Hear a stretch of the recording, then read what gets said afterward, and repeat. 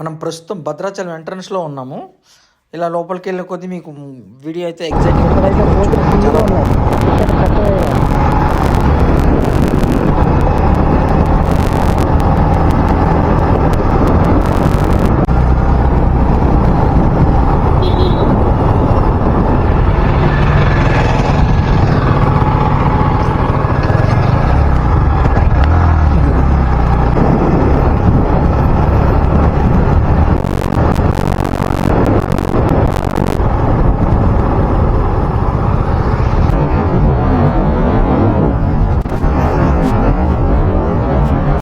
ఇప్పుడు మనం భద్రాచలం ఊర్లో ఉన్నాము. ఇది ఎంట్రీ అనమాట, సీతారాముల ఆర్చ్ అనమాట ఇది.